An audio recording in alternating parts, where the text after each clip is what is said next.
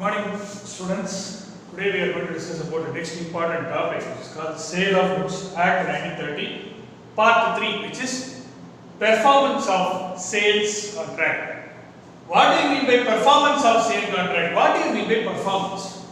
Performance means the discharge or ability to carry out the performance requirements as per the contract. For example, if I am actually doing a contract for sale of goods, what am I supposed to do as a seller?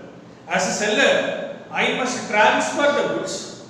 I must take all the steps necessary to transfer the goods in my possession and ownership, transferring the same to the buyer. This should be my imperative, this should be my primary, this should be my ultimate responsibility when I am going to sell the goods to the buyer. So, the seller side responsibility is to transfer the goods to the buyer. The buyer side responsibility is payment of the price as per the terms and conditions of the contract. Then only delivery and the price payment is effected, and once the delivery is completed from the seller side and payment is completed from the buyer side, the delivery and the payment of the price go inside, the contract is said to be completed, because these are the only two performance obligations in the case of sale of goods contract, where performance has to happen in the form of delivery and the performance again has to happen in the form of payment of the price by the buyer. So from the seller side, delivery, and buyer side, price. These are the two important performance obligations that needs to be fulfilled.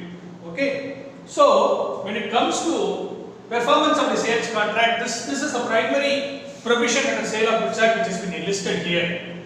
Performance means discharge of contractual obligation of both the parties. Here, A being the seller and B being the buyer, they both enter into the sales contract where A is supposed to sell the goods and B is supposed to pay the price. So when they make the sale, when they perform their respective obligation, that is when delivery is done and the payment of the price is done, contract is said to be complete, and thereafter there is no need for the contract is concluded. So the way of execution that is being done, that is called performance. The execution, the steps that is taken for completing the contract and concluding the contract is known as performance. For example, A and B enter into a sales contract for sale of agricultural crops, grasses, wheat, rice, etc. Those are the agricultural crops. They enter into a sales contract for even for electronic goods or whatever be the goods. But I am just taking an example for crops. It's an agricultural product. So A and B enter into a sale of crops. This is a contract. Performance. Here what A is supposed to do? A is supposed to make a timely delivery. Timely delivery means when A agrees with B in the contract that delivery of the goods will be made on Wednesday morning 11 o'clock. Wednesday morning 11 o'clock it has to be delivered, because it is the promise that is made by the seller as a part of the sales contract. So when the seller makes a promise that he is supposed to deliver on Wednesday 11 o'clock, he makes a promise. So buyer will be anticipating, yes, I will get a delivery on Wednesday morning 11 o'clock. But the buyer still waits, the delivery is not happening. Seller on his own accord, Aram say, is taking his own time and he makes a delivery only on Thursday morning 11 o'clock or Friday morning 11 o'clock or Friday afternoon 12 o'clock, anything. But he is not fulfilling the promise, right? Because he is supposed to deliver on Wednesday morning 11 o'clock, buyer is also anticipating the same. When he breaches the promise and is not delivering as per 11 o'clock times, he is not delivering as per the time. So delivery is not happening as per the time. So delivery should be as per the time agreed between the parties. When the time especially is the essence of the contract. When you say essence of the contract, time drives the performance.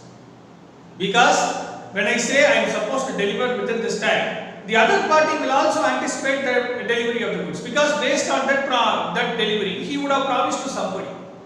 The buyer, assuming he is supposed to get 10,000 bags of rice from the seller on Wednesday morning, buyer would have contracted with some C, third party, to deliver the same 10,000 bags on the same Wednesday afternoon. If the seller is not able to deliver or fails to deliver by morning 11 o'clock to the buyer, how will buyer fulfill the promise to the third party which he has made to another third party? It is totally not possible. Because of the failure of the seller to deliver as per agreed timeline, buyer is the sufferer. So, in that case, It is to be timely delivered as per the terms and conditions of the contract when time drives performance and when time is the essence of the contract. Please understand that time is the essence of the contract and time is the primary time factor is the very important factor in driving the contract. In those contracts, time being the primary factor, you have to deliver within the agreed time. So timely delivery. Second is price payment as per terms and conditions of the contract. They may agree 1 metric ton or 1 ton or 1 kg for 500 rupees, 1 kg 200 rupees, multiplied by so many kgs. For example, oil dealer or a maida dealer or any rice dealer or a wheat dealer or any we call a suji dealer or any person who is actually dealing that product, he is supposed to deliver it. And based on the delivery of so much quantities in terms of kgs or kiloliters or liters, multiplied by the price per liter. The price per liter will be agreed as per the contractual terms between the buyer and the seller. Right? For example, 200 rupees per kg will be agreed between the buyer and the seller. That will be explicitly put in the contract, and this 200 kgs will be delivered as per the times. Okay. So, price payment as per the contract and the timely delivery are the two important factors which drives the performance of the contract. Coming to delivery. I think till now you are clear. Next we go to delivery. Delivery means voluntary transfer of possession of the goods from one person to another. I am the owner of the goods. As I said, I am the owner of the goods. I am going to transfer the possession and ownership in my possession to somebody, some other third person. Okay. If I am going to transfer the goods in my possession to third person, the process by which the transfer of ownership is effected from the seller to the buyer or from one person to another person is called delivery. The process by which the transfer is effected or transfer of ownership or possession is effected between the seller and the buyer or from one person to another person, that is called delivery. Delivery is divided into three major categories as per Sale of Goods Act. One is actual delivery. Second is symbolic delivery. Third is constructive delivery. Actual, symbolic, constructive delivery. Right? Actual delivery. What do you mean by actual delivery? There is a physical goods available. You go to the car dealer or any other shop dealer, electronic shop dealer, or electrical dealer, or electronics dealer, etc. Whatever be the product. You are going to order a bulk product for the for your household things, or if even if you be a case where you go to Vivek and Company or Vasant and Co, where you are going to buy a AC, you are going to buy a TV, or you are going to buy a mixie or cooker, or any other household appliances, or a video game operator, or any other home theatre or musical system, etc. Right? When you are going to order it, there is a case where it is not possible to carry on, or it is very difficult for you to carry on, or you may go to some other place. In that case, what happens? Seller will say, sir, you go to your home, I will make a home delivery. Don't worry, you don't have to take it in your car, etc. We will make a home delivery, either to auto or their own conveyance, or to tricycle or a rickshaw, etc. Right? So in that case, what happens? The goods are voluntarily transferred possession by taking them from the seller's place to the buyer's home or buyer's place directly through a means of transport.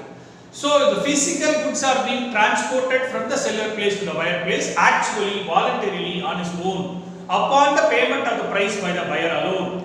That is called the actual delivery. So your physical goods are handed over in a physical form from the seller to the buyer. Another example is car dealer, where you go and buy your Maruti car or Hyundai car or Ford car, whatever is the car that you are going to buy. What happens is the showroom dealer actually says that you can do a test ride, sir, and based on the model and the thing you order, you may get the car within a 1 month time. We will manufacture it with you, and we have to go to the factory. They will anyway buy the car, they will do the test drive, they will check the color, they will check all the sorts of things that you need. And based on your order like video system, AC, etc., availability features, etc., they will actually fit in all the things. They will do the tire check, they will do the air check, they will check the air pressure, AC filter, oil filter, etc., everything. And engine check, everything is perfect, then pre-delivery inspection check, and then finally delivery should be happen. These are the stages in which the car is being given as a sale. So what happens is when the sale of the car happens, that the car will be delivered by the seller to the buyer, by the storeroom keeper or the showkeeper or the showroom dealer or seller or car dealer, whoever is the case may be. So they deliver the car physically from one place to another. So it's actual delivery of the car, the transfer of possession of the car, ownership from the seller to the buyer. So car is physically delivered from the seller place to the buyer place. This is called actual delivery. Second is symbolic delivery. What do you mean by symbolic? For example, I am a rice trader. So you may be another commercial dealer who may actually buy with me. You may order a 500 kgs of bag. So hire 500 bags of rice. For example, 500 bags of rice. Each and every bag I used to fix a price of, let's take 150 rupees or 200 rupees per bag. Okay. And there is around 500 kgs or 500 bags that you are ordering. So 500 into 200, what will happen? So it will be 500 into 200 rupees. That will arrive at 500 kgs into 200 rupees, whatever is the price that you will pay me. And then you actually have ordered a bulk quantity, because 500 bags of rice you cannot physically carry as a dealer or a buyer when you order with me. What happens? The seller will appoint a warehouse keeper. The seller will actually appoint a small godown where you may want, you can actually take it as and when required, or you can also deliver from that place. The entire thing you can even take it directly from that place. Because when the sale is done, I cannot retain the goods because I will not be the owner. Once the sale is done, you will be the owner. So in the case, what happens? The buyer will pay the price of 500 into 200, which is 500 kgs into 200 rupees per bag. So once we pay that amount, what will happen is seller will appoint a small godown. It is a very small place. He will keep all the 500 bags that you have ordered inside that godown, lock the godown under lock and key, and give the key to you. Key only is given to you. It is a symbolic delivery because 500 bags of it you cannot carry on your own, as I said. It is where you can, as and when required, you can come in and get it, or you can directly be given a key. So you take the key as a symbolic delivery and you go to the warehouse, open the lock, and you can take all the bags from there. So it is said to be a symbolic delivery.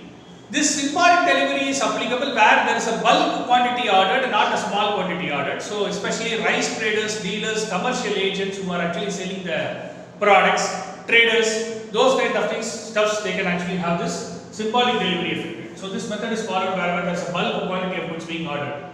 Constructive delivery. Constructive delivery, here what happens is, the seller usually appoints a third party or an agent who will actually keep the goods once the sale is effected. Seller makes the sale of the goods to the buyer. So the third party will actually acknowledge and keep the goods on behalf of the seller, and he will retain the goods as an agent.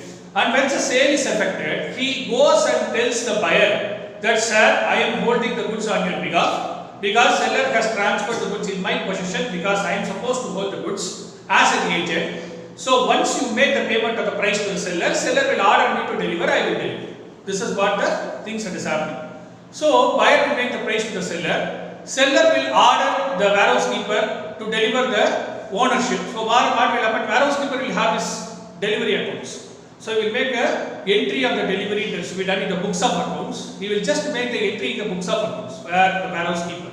Whereas the seller, once payment is effected from the buyer, he will order the warehouse keeper to deliver the goods to the buyer, and thereafter he will order it and deliver it. So this is said to be a constructive delivery. So where a third party is in possession of the seller's goods and he acknowledges means he holds out and says to the buyer that he holds the he holds the goods on behalf of the seller. And as and when the payment is effected from the buyer's side, he will deliver the goods on behalf of the seller to the buyer's place. So that is said to be a constructive delivery. So here, that is also an example where A sells to B 50 bags of wheat. A sells to B 50 bags of wheat. And the 50 bags of wheat is in C. C is the third party. C is godown. A is supposed to sell 50 bags of wheat to B. Okay. And these 50 bags of wheat are now in third party C. C's godown. Now A makes an order to C, that is, I have received the price, you may transfer the ownership in your books. He will only order C to transfer the ownership in his books. Then C transfers the goods to be in books of accounts, and then A makes the order to be directly. So this is the example for constructive delivery. So as I said, these are the overall broad categories. I will quickly rush through. Performance means performance of the contractual obligation on the part of both the parties. A and B enter into a sale contract for crops, which is agricultural goods. I am just taking an example. Okay. Performance is timely delivery, delivery as per time, where time is the essence and time is the primary component of contract. You have to deliver as per time. You cannot deliver on your own. You have to meet the scheduled timelines and deadlines, beyond which if you deliver, the buyer is not supposed to accept the goods. If the time is expired, buyer is not supposed to accept the goods. He can even reject the goods, because it's a seller's duty to deliver as per time, agreed in the contract. Then payment of the price as agreed in the contract. These two are very, very important for performance. Then comes delivery. Delivery means voluntary transfer of possession of the goods from the one place, one to another. One to another means one person to another person. There is a voluntary transfer of ownership and possession. Delivery is divided into actual delivery, symbolic delivery, constructive delivery. Actual delivery means the seller hands over the car to the buyer, and this is said to be physical delivery, where your car is physically delivered from the seller to the buyer directly. It is said to be physical delivery. Symbolic delivery means where the goods are in bulk quantity, larger quantity, you are unable to hand over the goods, then it is said to be symbolic delivery. So, key of the warehouse is given to the buyer, where key is acting as a symbol of the ownership and possession. Constructive. Constructive means a third party who is in possession of the goods of the seller acknowledges at the time of the sale to the buyer that he is holding to the goods of the buyer on behalf of the seller and saying that these goods will be delivered upon the payment of the price. So, said to be a constructive delivery. So, this is the complete part for performance. Students, let's discuss about the next topic, rules as to delivery. What do you mean by rules as to delivery? When we actually do a particular work, there is every work which has to be performed as per well accepted procedure, steps, manner of execution, principles which guide our action. For example, if I am going to do a particular act, what we say, before doing an act, do we think, is it right or is it wrong? Many of them don't think, but the problem is we have to think. Because if an act is done on our behalf, or if his act is done by us, it should not have a bad effect on the other person. Right? That is the principle. So, having said all these principles in mind, we should always think about whether our act done is correct or not. So, there is a procedure, there is an established principle.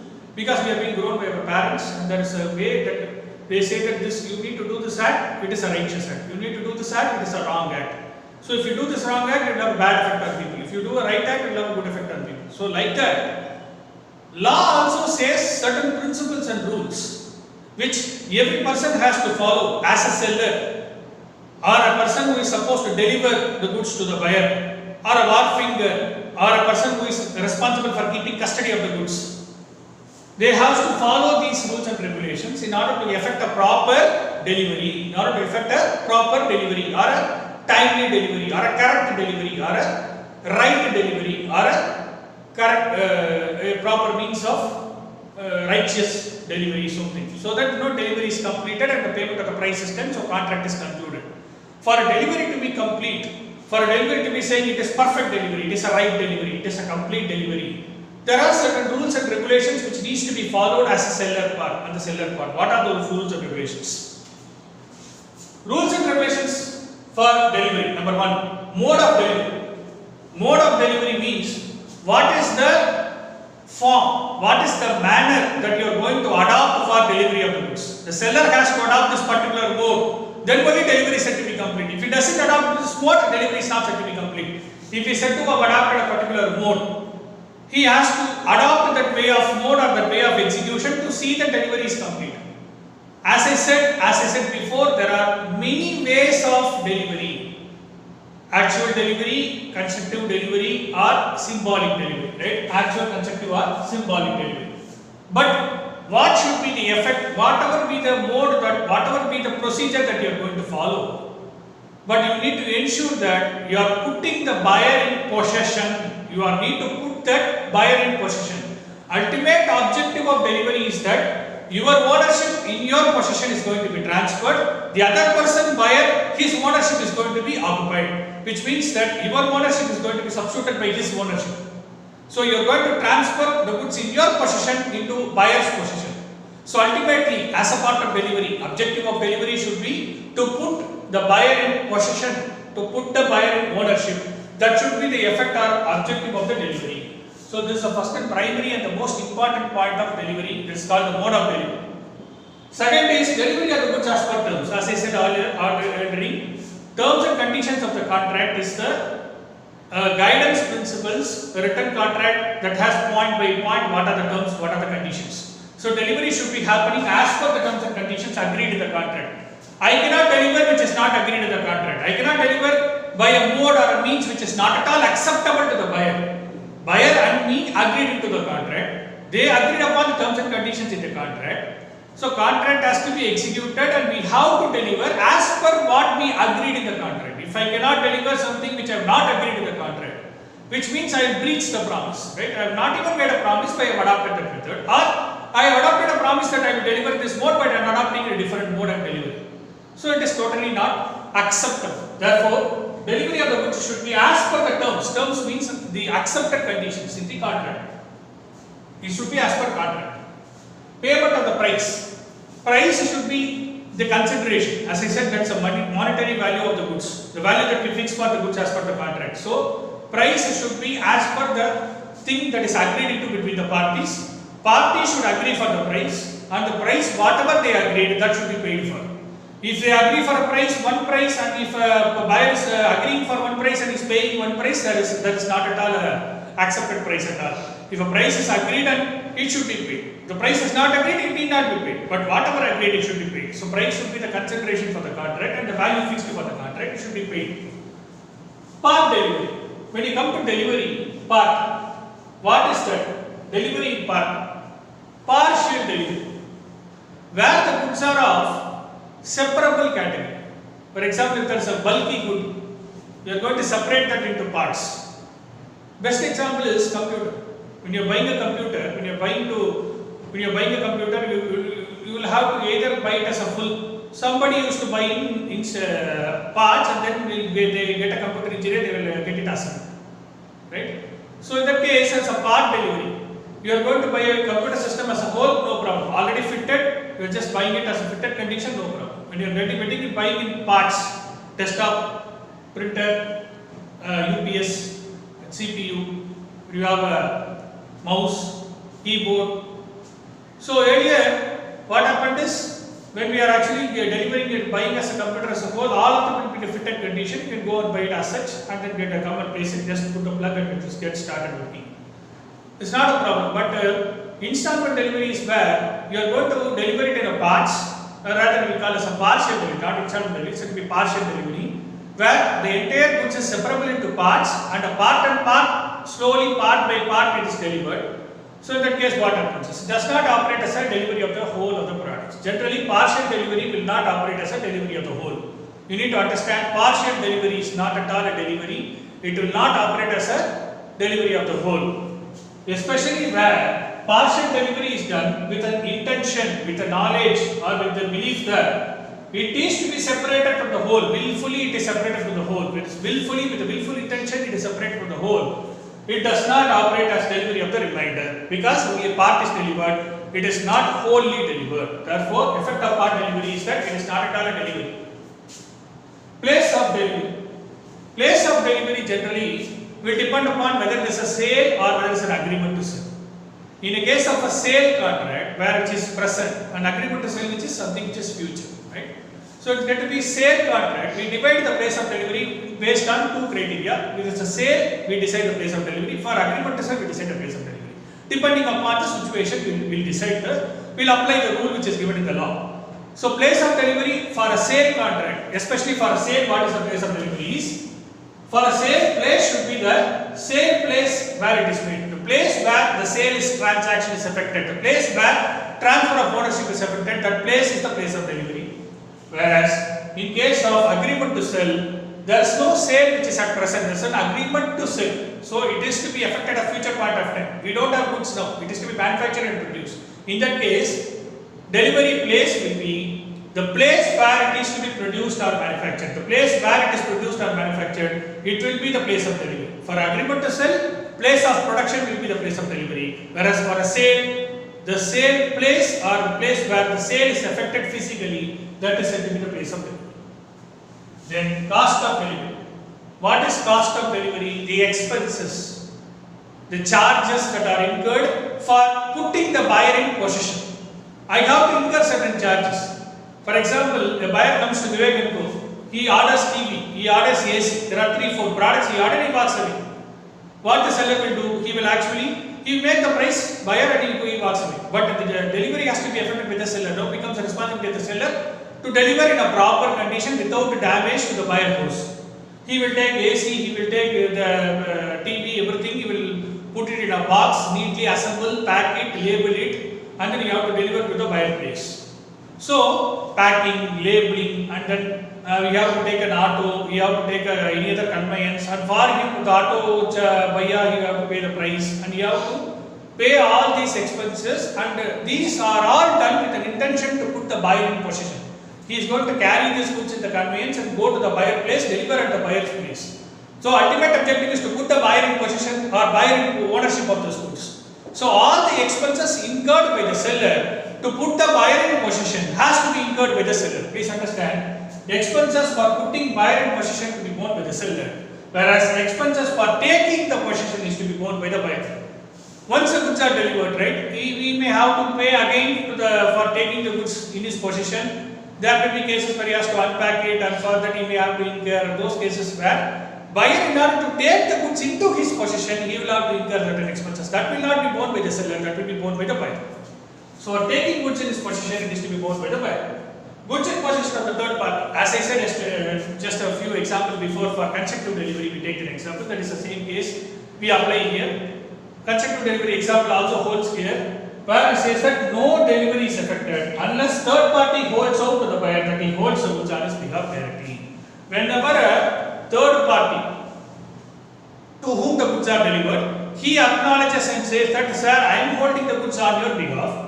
When you make the payment of the price, I will deliver the goods to you. So on your behalf, I am holding the goods. So unless that statement comes out from the third party, acknowledging the goods that I hold the goods on behalf of the buyer, there is no delivery at all.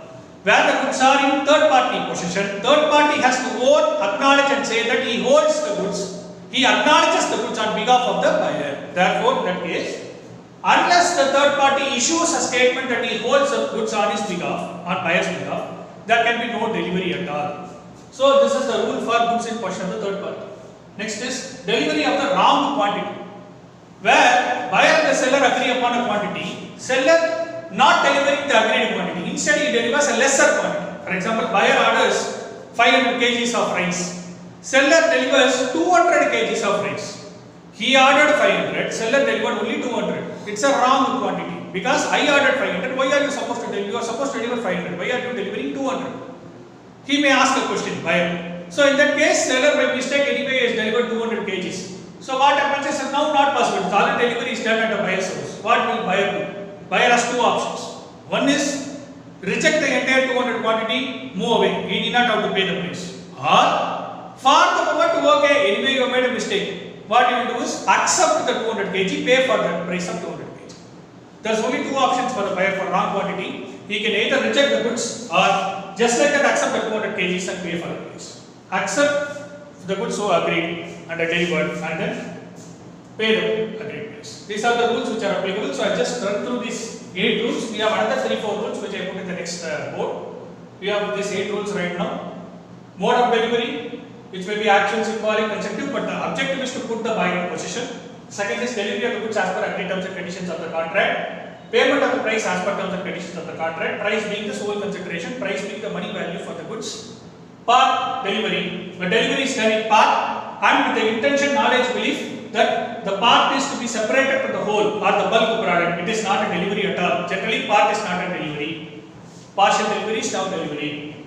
Place of delivery. Place of delivery depends upon whether it's a sale or agreement to sell. For a sale, it is a place where sale is effected. For agreement to sell, it is a place where goods are to be manufactured or produced. Cost of delivery is the expenses, charges incurred by the parties. For a seller, he will bear whatever is the expenses that is incurred till the date the buyer is put into possession. For a buyer, he will incur the expenses for taking the goods into his possession. And the delivery of goods of wrong quantity, where buyer can either reject the goods or accept the goods and pay for the goods, whatever has been delivered. Last is goods in possession of the third party, where third party holds the goods on behalf of the buyer, unless the third party issues a statement that or makes a statement that he holds the goods on behalf of the buyer, there can be no delivery. So this is the rule for goods in possession of the third party. These are the 8 rules. Next we go to this topic, installment delivery. We go to installment delivery. The delivery which is done in whole is said to be the complete delivery. When a delivery is made in partial or lot by lot or part by part, is said to be a installment delivery. Generally speaking, installment deliveries, buyer is not supposed to accept installment delivery. Very, very clear. Buyer should not accept installment delivery unless agreed for. Generally speaking, buyer will not accept installment delivery because it will be a loss for him. He cannot expect the remainder to be delivered. It's always a risk for the remainder part of the goods. So generally, as a normal part of life, the buyer will never accept the installment delivery. He is not supposed to accept installment delivery. So where installment delivery is agreed by the seller, in case there is installment delivery agreed with the seller, let's go for an exception category. Generally, general rule, buyer will not accept installment delivery. The exception category is, in case the installment delivery is accepted or agreed by the buyer, but he agrees but he is not delivering, or he agrees but he delivers but wrongly delivers, or he delivers, buyer is not taking, refuses, neglects to take installment delivery, then what is the effect? It depends upon case to case basis, situation, facts, circumstances. On a case to case basis, situations, facts, circumstances, nature of the goods, it is going to be perishable goods or non-perishable goods, depending upon the attitude of the buyer, seriousness of the sale transaction involved, value of the goods, the criticality involved, the legal aspect, the environmental aspects. So these are all the different factors that will influence the judgment, what will happen.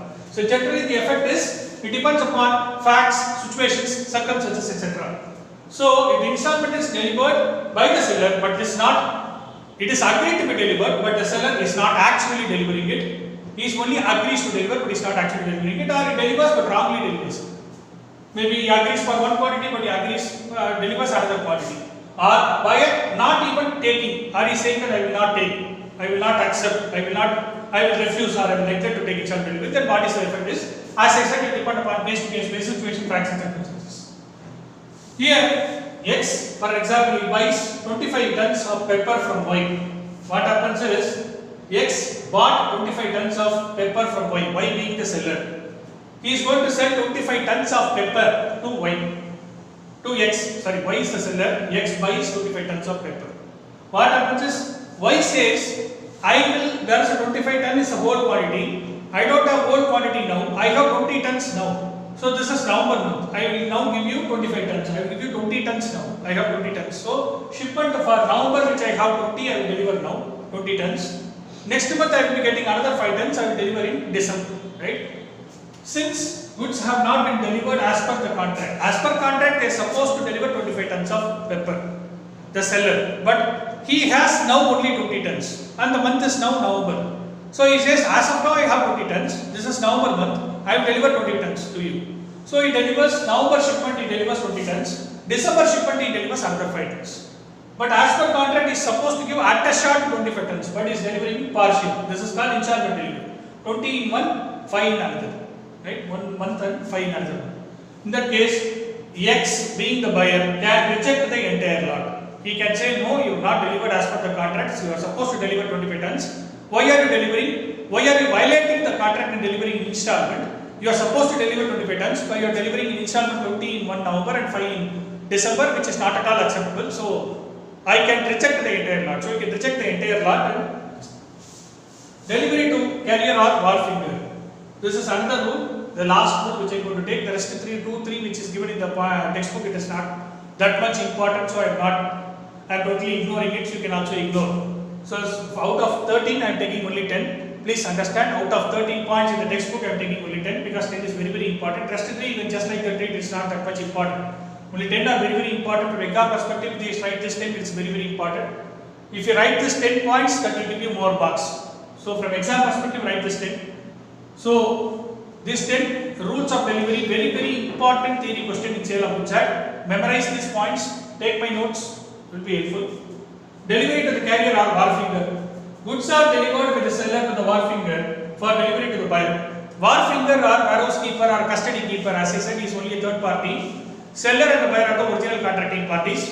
Warehouse keeper or a custody keeper or who just takes custody of the goods on behalf of the buyer. he actually takes custody of the goods. He is only a warehouse keeper as such. So the warehouse keeper or a wharfinger, he is taking custody of the goods. So the warehouse keeper holds on behalf of the buyer the goods. Okay. So obviously, goods are delivered by the seller to the warehouse keeper for the purpose of delivery subsequently to the buyer. And the warehouse keeper has to maintain proper custody of the goods. For which purpose? Seller, being the owner of the goods, has to enter into a reasonable contract with the warehouse keeper. Reasonable contract means acceptable contract. Between the seller and the warehouse keeper, there has to be a contract. And where the seller will say to the warehouse keeper that you need to take proper care of the goods because it is my goods. Now it is to be delivered to the buyer. So unless the goods are delivered to the buyer and until it is delivered to the buyer, you are the intermediate owner. You should take the goods proper care. I am transferring the goods to you. You now become the bailey. You now become the custodian of the goods. You are ultimately responsible. And once the buyer makes the payment to the price, you can go ahead and deliver the goods to them. So in that case, it is said to be intermediate ownership of the goods by the custodian. So he will actually deliver, he will actually make a proper custody of the goods on his behalf. So delivery of the goods to the warehouse keeper by the seller will automatically amount to delivery to the buyer. Because unless it will be a case only when the seller enters into a reasonable contract with the warehouse keeper for proper custody and ownership. Despite the contract entered into, there is a miss from the warehouse keeper, he missed to take proper care of goods, or the seller not even entering into a contract with the warehouse keeper, okay, but there is a loss which is incurred. That loss is to be borne by the seller because seller has failed to enter into a contract for proper custody of goods with the warehouse keeper. It should be the seller responsibility and duty to enter into a reasonable contract with the warehouse keeper where goods are delivered to the warehouse keeper for intermediate ownership or custody. This being the situation, seller has to enter into a reasonable contract with the warehouse keeper for proper custody.